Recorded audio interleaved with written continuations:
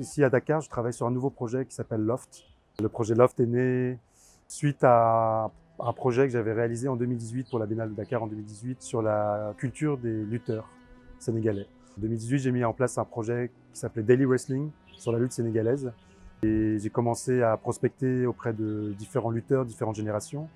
J'ai commencé à m'approcher d'eux, à rentrer un peu dans la culture urbaine de la lutte et à mettre en place ce projet qui consistait à organiser des combats de lutte entre des lutteurs et des objets de leur quotidien. Et c'est en travaillant sur ce projet-là que j'ai découvert la colombophilie à Dakar.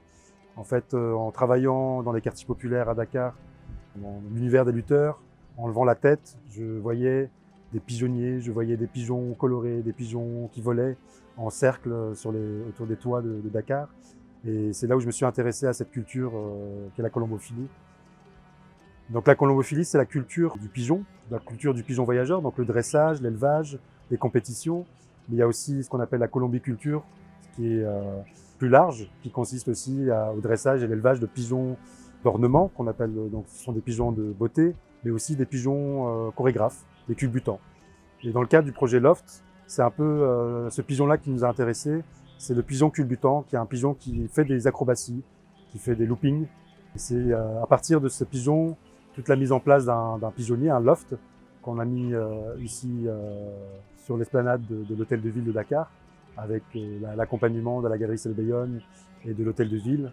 Et voilà, on a mis en place un pigeonnier collaboratif qui est ouvert au public, où les gens peuvent venir voir un peu l'évolution, venir voir ce qu'est la colombophilie, mais aussi voir tout le processus du projet.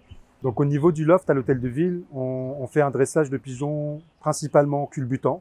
Donc ce sont des pigeons chorégraphes, qui sont des pigeons de race qui ont été importés du Danemark, d'Espagne. Mais on travaille aussi avec des pigeons locaux, des pigeons sénégalais. Donc on dresse nos pigeons pour faire des chorégraphies dans le ciel. Donc on a ce loft qui est mis en place depuis le mois de février, mars, et qui va être ici sur l'esplanade de l'hôtel de ville jusqu'à fin juillet, tout au long du projet. Et quotidiennement, on les entraîne, quotidiennement, on les dresse, quotidiennement, on perfectionne, on améliore un peu tout le dispositif parce que chaque pigeon est équipé d'un petit sac, une petite sacoche dans laquelle il porte un petit contrôleur. Voilà, c'est un prototype qu'on a mis en place depuis quelques mois, un contrôleur qui permet de récupérer les données de mouvement, les données de comportement, des géolocalisations, de vitesse, d'angle du pigeon en temps réel. Donc à partir de ces données-là, on les récupère sur un serveur et on les traite grâce à des logiciels pour générer du son.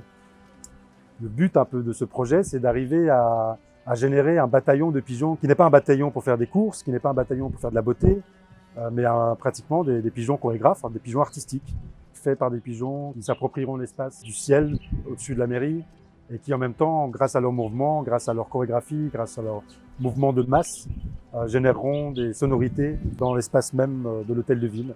Voilà pourquoi je me suis lancé dans ce projet-là. J'ai été fasciné en fait de découvrir que la colombophilie ici au Sénégal touche un très jeune public. En moyenne d'âge, un colombophile au Sénégal a 16 ans. Alors qu'en Europe, c'est vraiment une passion de retraités, de seniors.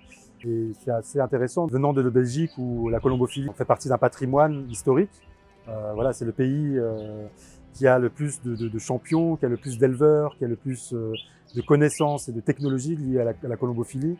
Et de voir qu'ici au Sénégal, il y a tout cet intérêt-là, m'a beaucoup inspiré à creuser, à travailler de manière plus artistique sur cette question de la colombophilie, qui touche différentes couches sociales, qui touche différents âges, mais aussi qui pour moi est un peu aussi lié à une forme de métaphore, d'exil, d'évasion du colombophile, et peut-être même d'une recherche d'une alternative financière, parce qu'il y a aussi une économie autour de la colombophilie qui se développe de plus en plus internationalement.